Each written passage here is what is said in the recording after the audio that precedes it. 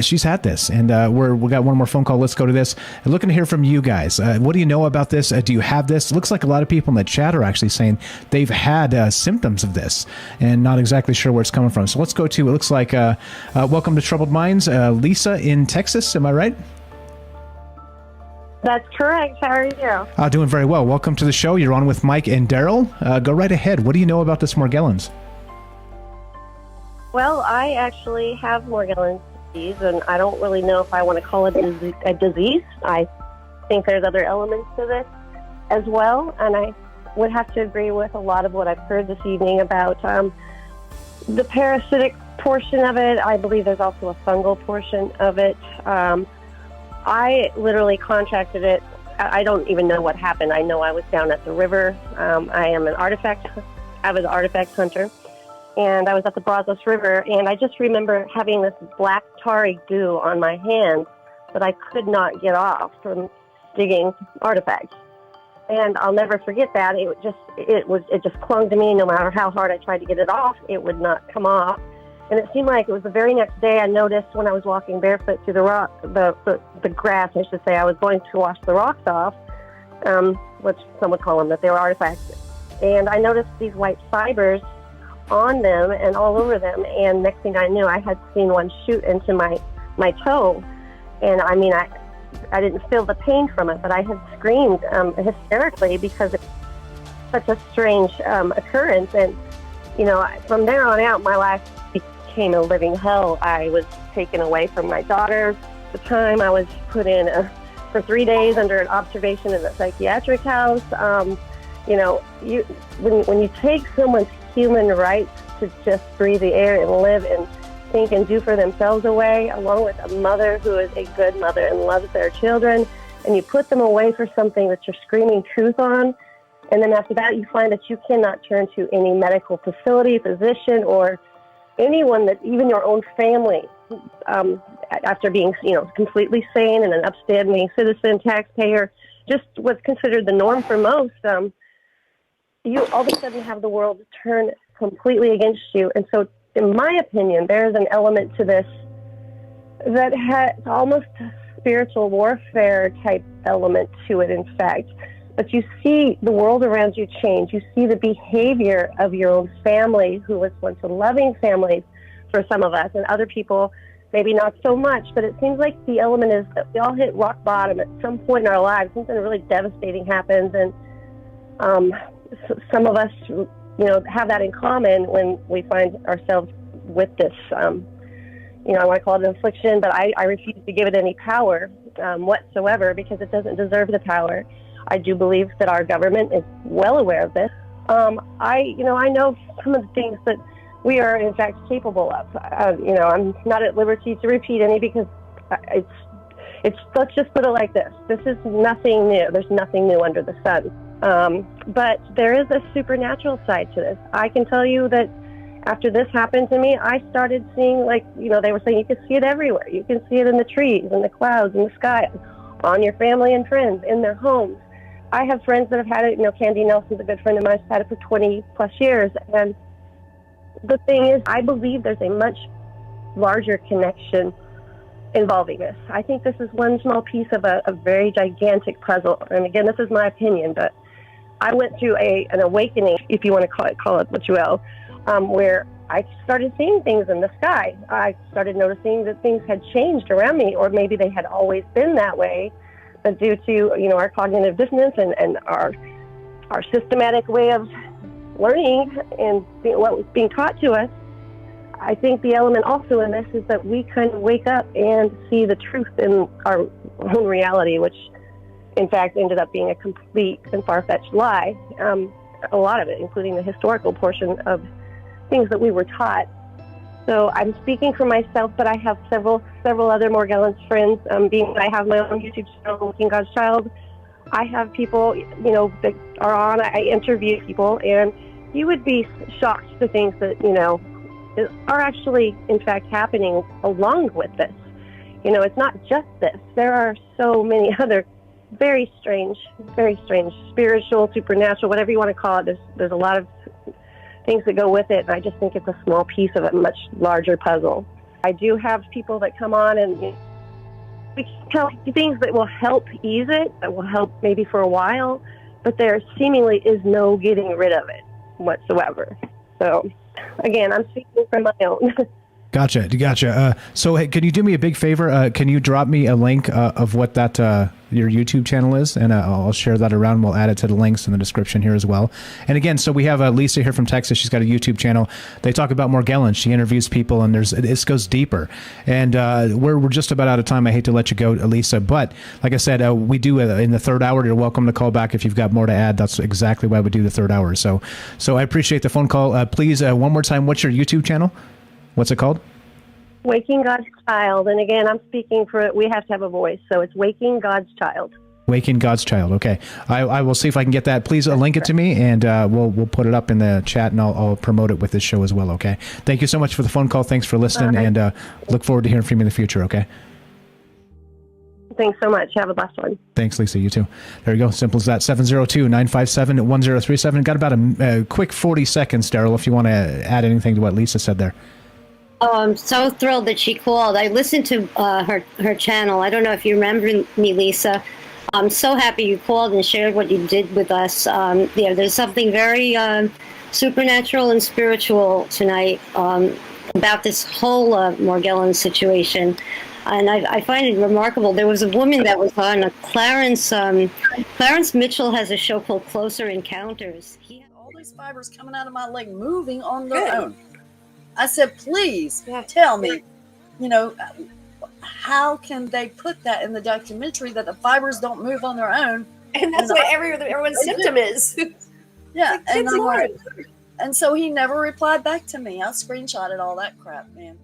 It's like there's a trend with the non-responsive individuals. Think about it. It's very strange. It's all hush-hush. Nobody wants to talk about it. It's taboo.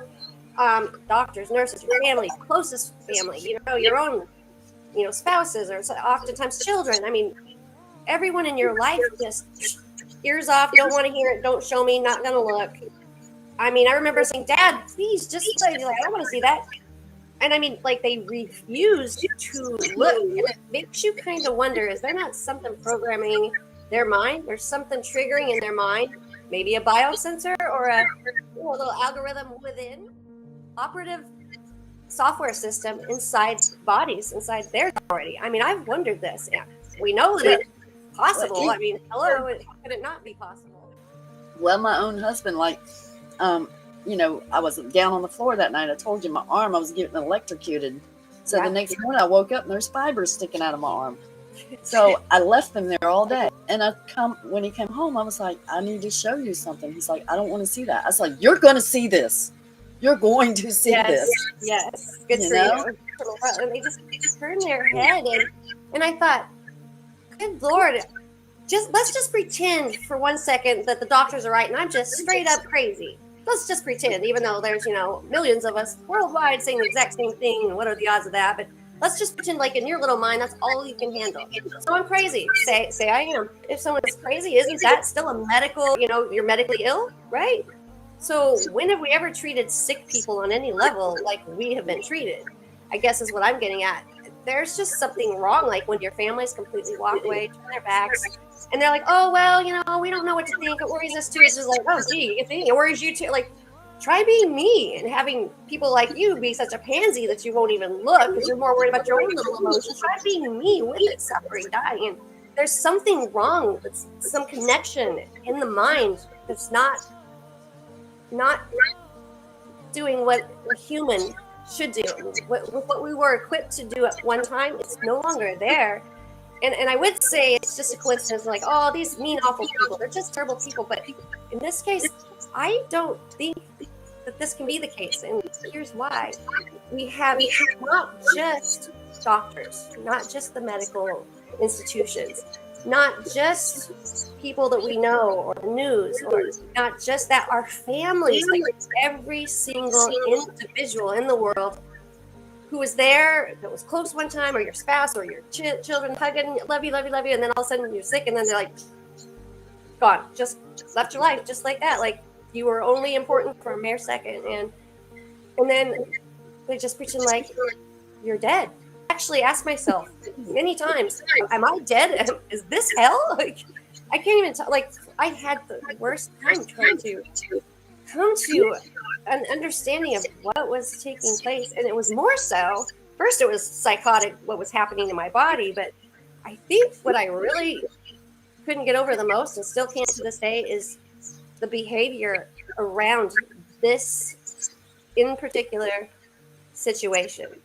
When you go to doctors and they say either I can't help, or they immediately write you out for psychomeds, or they, admit you into a hospital against your will, like they did to me for 3 days, taking you away from your children, keeping them medicated and locked up and drugged up where you don't even know how you got there. I would like to say something about that too. I've said this before, but I just want to make sure that everyone understands. Okay, in the beginning, no, I didn't have any support because I wasn't talking about it. I was ashamed. I was embarrassed. I didn't know what people would think.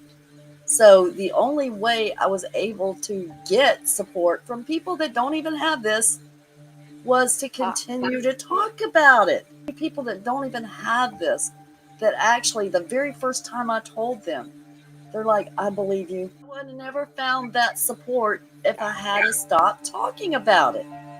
And we have nothing to be ashamed of. We have no reason to. And besides that, guys, you have all the support you need right now. All of us in this Morgellons community and all of the communities, we are family. We are your new family. So welcome to the family. You are taken care of, and you are supported, and you are loved, and we will listen. And, we got to keep fighting together, all of us. We have to be in the fight together as one. All the stuff that they've been trying to integrate through our food supply, air supply, pharmaceuticals, injections. Yeah, it's like, it's a no-brainer, And when your body starts to expel this, I don't know about you guys, but this is when I was able to see the lies, the cracks in their stories, the lies in our history, the lies in the skies, the lies that are just around it. That I mean, it wasn't just Morgellons. Like, it opened my eyes to everything. So it jolts you into an awakening, but I think because your body is cleansing itself of impurities of years from the moment you were in your mom's womb to now, they've integrated this into us. It's been going on for years. It's not anything new. I mean, it's an occultist thing. They're mixing iron with clay. This is part of the transhumanism agenda, and they baby step their way towards it. A little bit at a time, so that the general population would not notice, or that they would get so used to seeing through television and whatnot, the conditioning of our minds to accept these things of, getting implants where we could just, we don't even need our debit card anymore. We're just like, get that little implant, swipe, pay and go. Oh, how cool, like teenager, like, that's the best thing. Let's go do it. Like, everyone's doing it. But the thing is, guys, we are blessed. We are indeed blessed. We are spitting the toxins out. We are awake. We are aware. When we came up out of those ashes from those series of important events, of whatever they may be, we rose for the occasion. We stood up and we said, not today, Satan. Not ever, not now. And when the world is still blind and calling us names, still feel so blessed, because I would rather be this human right here that feels empathy and compassion on levels I can't even explain. Now, I don't ever say I don't believe. I don't say there's no such thing. I don't say I don't believe you. Or I have empathy more than ever. I have compassion, and I've had this newfound understanding in my faith in my Lord, because our God is real. Our God is real, alive. Jesus Christ is the one thing that's gotten me through what I have. And the only reason I stand today, and I will continue to stand, because who cares if we got anyone else on our side when we got him? So this says, you and I both know Sheila and Candy. We've seen, the supernatural side, and I think a lot of Morgellons sufferers do. Some people call us crazy, think we're crazy. And of course, Morgellons disease in general, we get dubbed that. But the thing is, we know we're not. It's worldwide. It's worldwide. I mean, that should ring a bell. People screaming the same thing and singing the same song, and people scrutinizing and judging, and because your eyes are opened to the reality of the world. So I would like to ask both of you what your opinions are, how you handle it, and what you do to persevere in life with that, because it's not easy. It's not. This will be a great thing with, the two of you with your insight as well. So here we go. We're here to help each other, our brothers and our sisters, but this is what it means to be set apart. Like, I don't see me of this world anymore. I'm just in it. I'm in it. And I see the world for what it really is. And for people that are just awake, like Candy and I's conversation the other day is still in my mind when she said, our job is to wake them up. But it is exhausting. So anybody that's going through this right now, this is a hard place to be because nobody's going to believe you. And I already know when I say something, I go over in my mind what it sounds like when I'm going to say something. Like in my mind, I'm already saying, that's Sheila. That is so out there, right? I already know I sound crazy. Just take the time to do what I do. I don't believe anything. I look it up. It's not that I don't want to not believe you. It's just that I have to see it myself. In this world full of all this stuff, you need true discernment, and it's on you to find it. You got to be your own fact checker. You hear me? You got to be your own fact checker. That's right. That's right. And for these fact checker is never going to tell you the truth that way. Like, come on now, it's not rocket science. But it's so true. And it is exhausting because you get frustrated. And Kenny and I talked about that yesterday, and I know that me and Lisa have. The most frustrating thing for all of this, our own families, because we love them and we don't want to give up on them. The sad thing is they gave up on us. Back to what I said too. You know, we had a podcast one night talking about energy leeches. Well, we don't realize that sometimes we are the energy leeches, and we're talking about this stuff all the time because we live it. You know, we're consumed with it, and all of our friends are consumed with it. So we're talking about it all the time, and so we don't realize that people that are not physically or mentally in the same place as us, then we're leeching their energy, and we don't even realize we're doing that. Yeah, but or just have compassion, because where did that go? You have to learn to walk a fine line. Like, you need true discernment, and it's on you to find it. I can't let this. Me and Lisa talked about this. I refuse. Now I have my moments, and I want to tell people this. It is okay to hit your knees. It is okay to have a bad day. Saying, oh, you got to be strong. Oh, you just got to. No, it is okay to cry. It is okay to be afraid. It is okay to have that moment when you're on your knees. The thing is you got to get back up. Yep. You're allowed to look in the mirror and cry. You are allowed to feel this pain. If you no longer have those emotions, then you're no longer human. Exactly. That doesn't mean that you're not a warrior. You're love. Because you feel that, it means you still love. And that's the problem in the world today. It all comes down to love, and that's the problem. That's the solution, but we're lacking it, so it's the problem. If you look in the mirror and you feel like, God, I don't even know me anymore, it's okay. If you gotta cry because you can't even remember who you were, it's okay, because guess what? You're gonna grieve that woman. You will not come out of this the same person. You have to grieve yourself, because you're never going to be the same again. But that takes time. You know, I spent so many years with bloody, crusty lesions on my face and just itching and pain and horrible. And so when it started physically getting better, it was like I was in a coma for 40 years, and I woke up and I didn't know what I was supposed to be doing, who I was, what kind of personality I was supposed to have, who I was supposed to care about, what I was supposed to be doing. I did not even know myself. And like I said, I thought of it as being in a coma for 40 years and waking up going, what is going on around me?